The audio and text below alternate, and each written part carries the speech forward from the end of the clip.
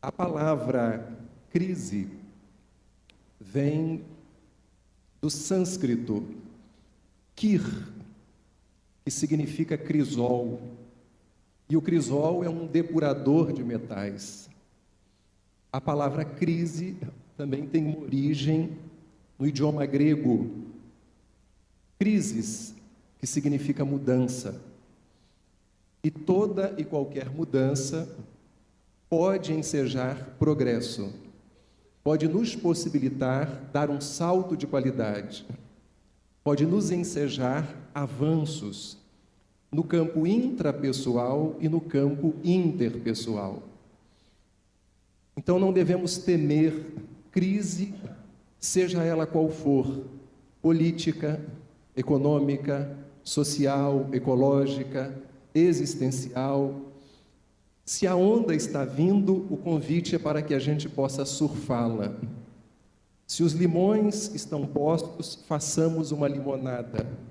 Se são dados, façamos um omelete.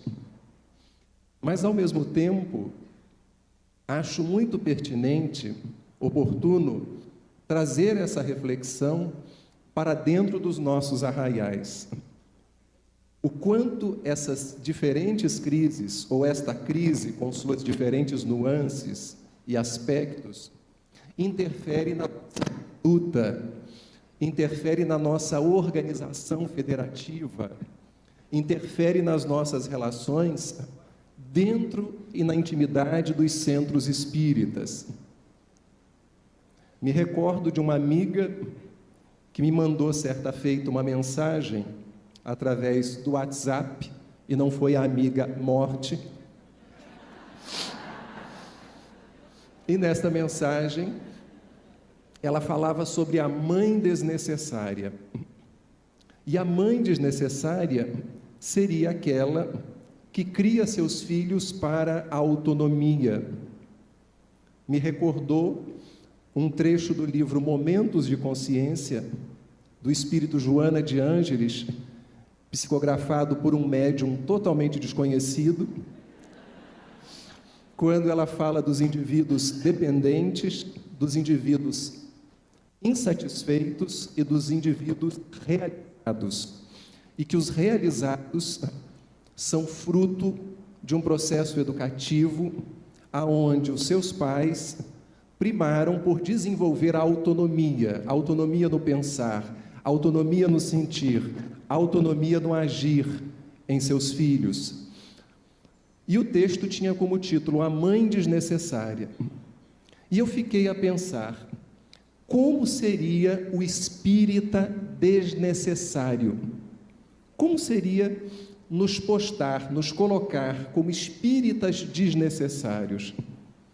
E comecei a elencar alguns itens que gostaria de rapidamente, André, compartilhar com vocês e com os nossos companheiros aqui do debate, o que seria um espírita desnecessário, tendo em vista, lembrando o nosso Haroldo, que nesta mensagem Obras Póstumas, o Espírito de Verdade diz para Kardec que se ele falhasse, um outro o substituiria. E tendo em vista que nenhum de nós é insubstituível, me parece que o espírita desnecessário é aquele que permite que outros o substituam. Ele trabalha preparando continuadores para que os serviços dentro da casa espírita e no movimento espírita não sofram solução de continuidade. Se eu me julgo indispensável e insubstituível e passo a acreditar que quanto mais anos eu ficar à frente daquele cargo, daquela função, melhor eu chegarei no mundo espiritual, eu posso estar completamente enganado. Porque mais importante do que os cargos são os encargos. É a maneira como a gente se desincumbe da tarefa que abraçou. O espírito Dona Laura disse a André Luiz no livro Nosso Lar, que é fundamental, além da assiduidade, da continuidade, o nosso contributo de amor naquilo que fazemos, nas tarefas que executamos. Então, o espírita desnecessário seria aquele que pensa no futuro do movimento, pensa no futuro da casa, muito mais do que a sua perpetuação em determinados cargos. O espírita desnecessário, seja em momento de crise, seja na ausência da crise, não coisifica os médiuns, porque entende que os médiuns são seres humanos. Dona Ivone Pereira era categórica nesse sentido, de não elogiarmos, de não enaltecermos, mas estimularmos os médiuns, os tarefeiros espíritas. Mas há médiuns também que se coisificam, se desumanizam, e a gente precisa cada vez mais dessa trilogia que Joana trouxe no livro Novos Rumos para o Centro Espírita. Precisamos de espiritizar, sim, precisamos de qualificar, sim, mas precisamos de uma humanização. Essa mesma humanização o Espírito Emmanuel propôs no prefácio de Nosso Lar.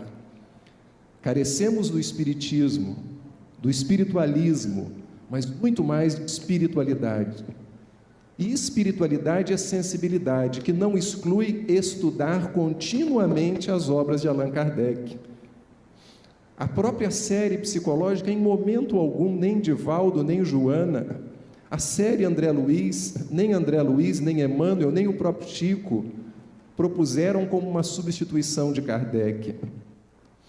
E num momento de tantos modismos, de tantas distrações, de tanto consumismo, mesmo dentro do meio espírita, de tantas obras descartáveis, de tantas conferências e palestras descartáveis, o nosso porto seguro continua sendo a codificação espírita. Então, o espírito necessário continua lendo, continua estudando as obras de Allan Kardec e as demais obras que têm surgido. O espírita desnecessário tem cuidado com os ismos, com o psicologismo, com o sociologismo, com o biologismo, com o neurologismo, porque às vezes temos conferências magníficas e obras fantásticas do ponto de vista científico, filosófico, sociológico, do direito, mas vazias de conteúdos doutrinários.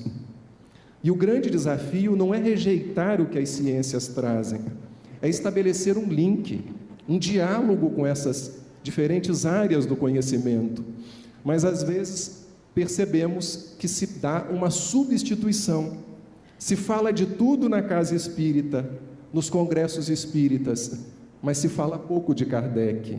E falar de Kardec não é mencionar apenas textualmente as obras da codificação, é o sentido daquilo que abordamos. Se esse sentido se alinha com a essência do que o codificador e os espíritos superiores propõem, certamente estamos caminhando para ser espíritas desnecessários. E para fechar, o espírita desnecessário não faz politicagem na casa espírita nem no movimento espírita. Ele ama a política enquanto ciência, mas ele não fica competindo com seus companheiros de ideal. Ele fala para o companheiro, se tem uma crítica construtiva, lembrando que a palavra crítica vem do grego kritike, e significa juízo apreciativo, exame de valor. Sandra falava em sua conferência que nós julgamos o tempo inteiro e não podemos nos eximir da capacidade de julgar. O grande problema é quando transformamos um juízo provisório numa sentença e não damos aos outros o direito deles serem como desejam ser, quando deveríamos também nos permitir ser quem somos, sem aviltar ninguém, sem agredir ninguém.